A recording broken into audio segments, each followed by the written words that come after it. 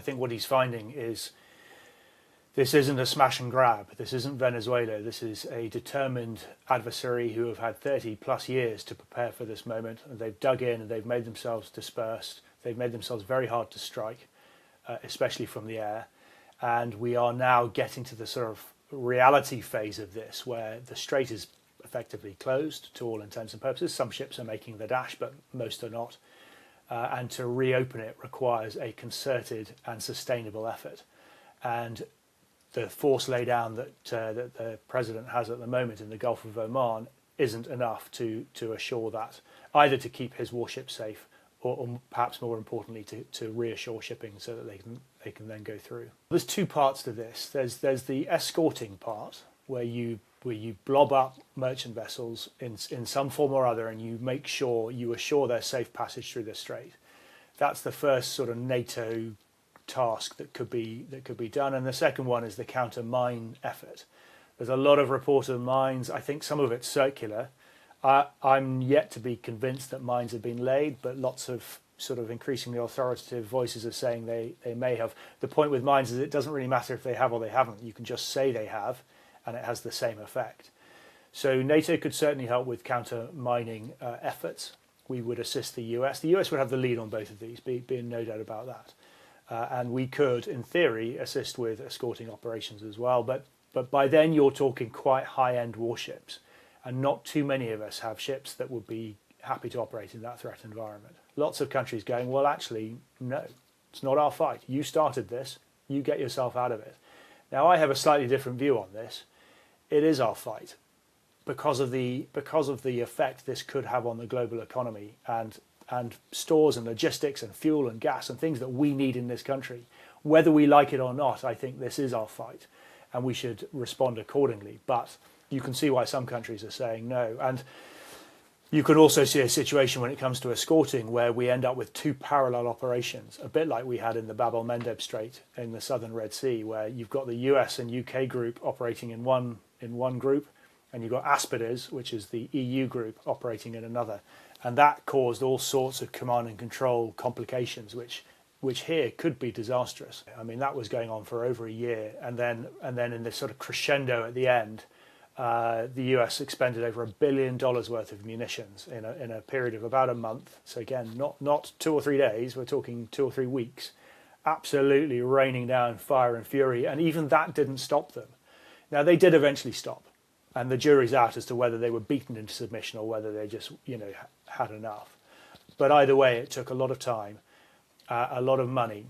And the ships that were on station there, we had our HMS Diamond there, we had a couple of frigates rotate through, were on very, very high alert. It's literally 30 seconds worth of alert time from a weapon being fired to going feet wet, i.e. over the water, to having to make a decision as to what to intercept it with. So really tough on those ships, really high-end air threat environment stuff. And the Bab el-Mandeb was only the air threat. The Houthis had virtually no surface threat and no subsurface threat, whereas in Iran, you've got all three. You've got to tackle all three at the same time, so it's more difficult. And it bends around you. The U-shape is important because it means that the threat direction is all around. In the Bab el-Mandeb, you could face east, plus or minus 30 degrees, and that's your threat vector. In Hormuz, it's pretty much all around, so it's much harder. And fag packet maths, back of the envelope maths, there aren't enough warships right now to do the escorting safely.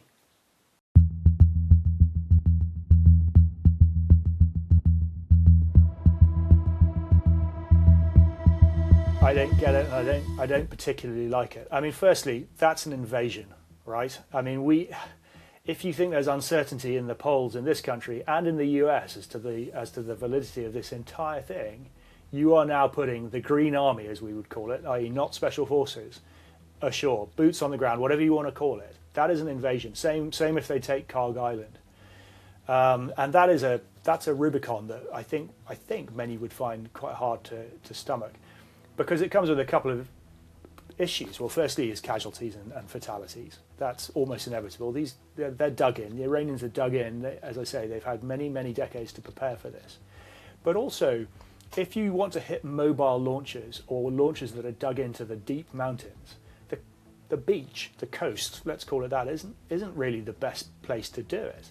If these things can be hundreds of miles inland, how far in are you putting these soldiers and paratroopers or whatever it is, 82nd Airborne?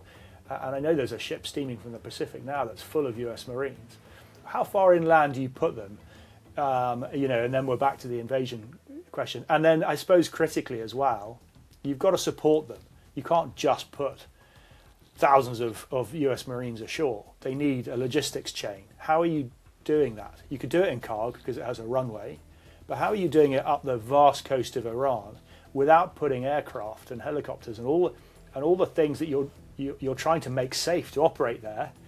You're putting them in harm's way if you then need to support the people you've put ashore. So I don't know if this is just a sort of another bluff. This is what we've got coming if you don't come to the negotiating table, but I'm pretty uncomfortable with it.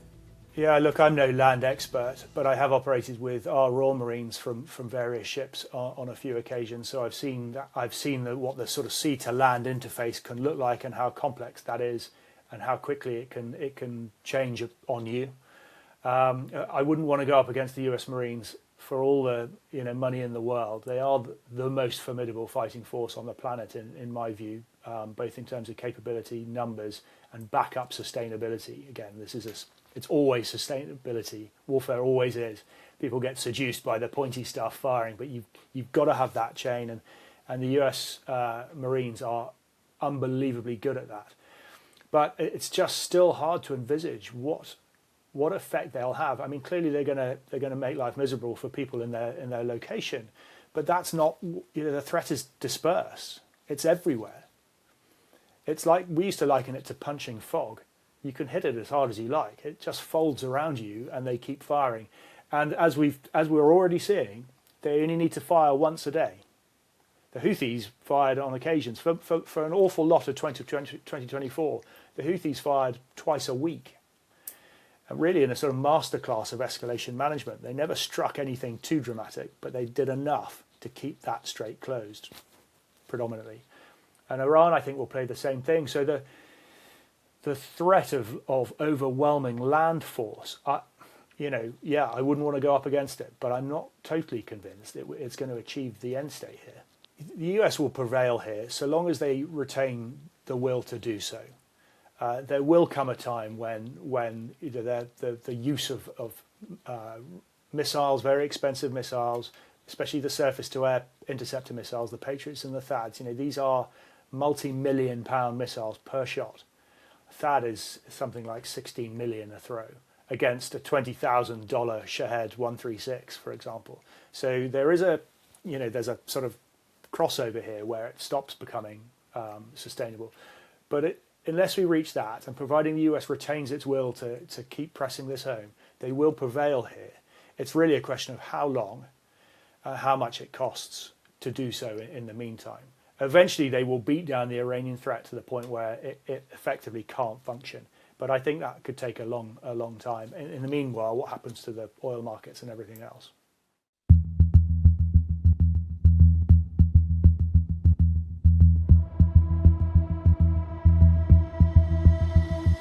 The answer to that is yes. Yes, we do. But how many and how thick is that capability? How deep is it? And as with pretty much everything in UK defence, the answer to that is wafer thin. So we've got 5 lines of effort that are bubbling away at the moment. The first is the destroyer, HMS Dragon, famously late out of the door, now heading towards the east to the Mediterranean. When she gets there, there is a strategic question to be asked of what she does next. Does she protect Cyprus? That's ostensibly why she was sent there, to protect our sovereign base there. Or does she go through Suez and plug into the US task group in the Gulf of Oman and assist with escorting operations there? Personally, I don't think we've got the appetite for that. The political climate, the lack of support for this in total, that would mean putting a ship in harm's way. And for most people, this is an over there problem. To me, as I've already said, I don't think it is. It's on our doorstep. But I think most people think it's somewhere else, and it's America's problem to solve, not ours. So that's strand 1 as the destroyer. Strand 2 is the carrier. We've got ourselves in a right muddle as to what that could be used for. it should be in the Mediterranean now, supporting the F-35s flying out of Cyprus. Cyprus is a brilliant capability. It's a concrete aircraft carrier, slightly, it's a disingenuous expression for what is a strategic asset in the Eastern Med, and it's very, very good, and we should be making full use of it. But it doesn't move, and it's been hit once because it doesn't move. So, and critically, the F-35s can be supported better for reasons of logistics from the carrier than from the base. So that should be a conversation. It's extraordinary to me that it's being dismissed for reasons of exercises and operations to come in the High North. Then there's the Line Bay, which is one of our Bay-class amphibious ships belonging to the Royal Fleet Auxiliary. She will be useful for non-combatant evacuations if we need to get large groups of expats out of a country where there are no flights. She's spinning up out of Gibraltar right now. Then there's the nuclear-powered attack submarine, the one that we have that's working. When I say wafer thin, I mean it. We've got one that works, and that's in Australia, but heading back. And she will be invaluable in the Gulf of Oman with the Abraham Lincoln Strike Group doing intelligence work there and anti-submarine work there before we even get to strikes. But it does give us a strike option. If something changes, that means we need it. And then the fifth line of effort we have is our anti-mine capability, our remotely operated anti-mine capability, which is very, very immature. I'm trying to get an update on where exactly it is in terms of capability. But if you compare that to the mine hunters we've had in the region for the last 20 years, and literally only just got rid of, I mean, you couldn't make the timing up. It's not as mature as those, and it's not combat proven. I think we might be about to find out whether or not it is. Type 45 operating in the Strait of Hormuz would be at risk, as they were in the Red Sea. HMS Diamond sat in that missile envelope for months at a time with seconds of notice to react. So it's the same as that, if not harder. Now there's concerted air effort on top of that, and the US have some pretty decent weapons to take out the swarm threat, for example. But it would be risky. So this is the strategic judgment, our military judgment into the political judgment that needs to be made. Is that risk worth it to the UK, given the state of the global economy, potentially state of global trade, and what it means to us in the UK? Is that worth putting one of our warships into that strait, and it would be at risk? And all my sort of senses suggest right now that we would say the answer to that is no. But let's see. He's categorized the risks. I mean, let's do it perhaps slightly more cleanly. There's an air threat. That's the missiles and the drones that we know from the wider conflict and have seen thousands of already. There's a surface threat, which is the fast attack craft and the uncrewed surface vessels, of which they've got many, many thousands. We haven't seen too much of them yet. And then there's the subsurface threat, which is the mini submarines, which are lethal, and the mines. So those are the three threat types. He's absolutely right. That's what they've got. And they only really need to fire one or two to keep the strait closed, and that's what we're seeing now. The exam question, and the one to which only very select intelligence agencies will have an accurate answer, is what have they got left in the locker? What are they keeping back? So that if waiting for the warships to arrive, because the IRGCN, the IRGC Navy, would love nothing more than to have a pop at a US or coalition warship down there. And they've got some pretty dangerous short-range missiles. Again, we haven't seen too much of them. They're dug into the mountains. They're buried. So yeah, there's more of this to go. But sort of saying, well, it's only one or two. Well, that is correct, but that's not the threat. The threat could ramp up significantly, and that's what the planners are worried about right now. Look, China are in the crosshairs here. We know they're in Tehran pulling strings there. They also are dependent on the flow of oil and gas and all the other things that come out of the strait. They're very dependent on it. Perhaps less so oil. They have an awful lot of what's called oil on the water, i.e. ships afloat with oil in them. And they've got reserves for a little while longer than most countries. So they're not desperate for the oil, but they are very, very much involved in this. And I keep talking about militarily writing down the Iranian threat to the point where they stop firing, where they're made to stop. There are other options, and one of which is they're told to stop. And then, of course, you're now really looking at China. Will China tell them to stop because they need that trade, they need that oil coming out? And these things are not clear. Likewise, the Chinese warships. you could see a situation where the 3 destroyers that they have stationed in the Middle East around the clock come in here and offer a sort of almost a heroic safety service and say, well, we can do this, and start escorting ships through. Well, okay, great, but they would obviously pick and choose which ships they escorted. So yeah, I mean, in a couple of weeks, you could see a situation where US warships and Chinese warships are right next to each other, not quite cooperating, but in some sort of uneasy truce to make this work again. So I don't think it's desperate. I think it's inevitable. But how this actually then plays out, your guess is as good as mine. No, I don't think so. I'm not seeing anything coming out of Washington that suggests collaboration closely, or otherwise with China, other than at the inevitable sort of economic levels where the whole world is connected, right? I mean, everybody understands that. I still think they think of China as the threat, and would do whatever they can to separate themselves out from that. The NATO question is slightly different. You can't offend everyone else in NATO. NATO's great strength is the alliance, the togetherness of it. One in, all in, Article 5, Article 4, whatever you want to call it.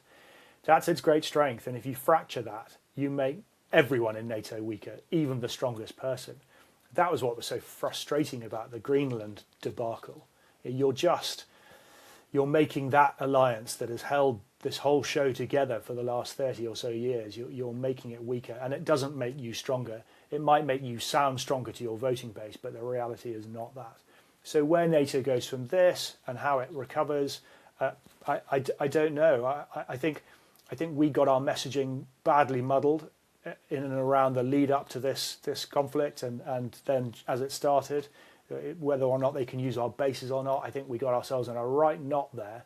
What was our clear political direction? We were in the sort of neither confirm nor deny phase of them using our airfields. As I was watching Air Tracker, they were using them anyway, and we got that wrong because we were politically not clear what our stance is. And then as ever, 3-4 days in, became very clear, and now the messaging's unambiguous. It was too late. We've created that confusion. So do we now send ships to try and recover that reputation? I don't know. I don't think that's a valid reason to do it, by the way. But we've got all this still to play out over the next days and weeks. I think there's one of 4 options here, one of 4 timelines. The first one is that the US goes in, they smash the strait open under heavy air cover. They escort some ships. It's almost a sort of performative. We've opened the strait. We've made it safe. And you hear this rhetoric occasionally out of the White House, because then you've hit their ballistic missiles, you've hit their nuclear facilities again, you've done the regime thing, you've killed their navy, although incidentally that was their regular navy, which was always strategically irrelevant. And now you've made the strait safe, and you can declare victory and back out. So I'm constantly on the lookout for US off-ramps. I hope that doesn't happen, because we'll just end up where we were before this started in very, very short order with that terrible regime in charge. But that's option 1. Option 2 is we build into a sensible and sustainable escorting operation with whatever ships we can get, and we make the strait safe for escorting. Timeline 3, option 3 is where we do see mines, light mining. I call it light mining, and that doesn't really mean anything, but 1s or 2s that then need to be cleared before you can escort. That takes longer still. That's probably a month. And then there's the heavy mining option, where they just figure they've got nothing to lose, and they have at it with all their mine layers. And now you're into months whilst you clear that under all the air threat that I described earlier. So I think it's one of those, militarily, it's one of those 4 things. As I say, there's always the chance that this just stops, that they get persuaded to stop, or they get told to stop by China, or something else changes, and the strait frees up. But militarily, I think we've got those 4 options will play out over the next month or so.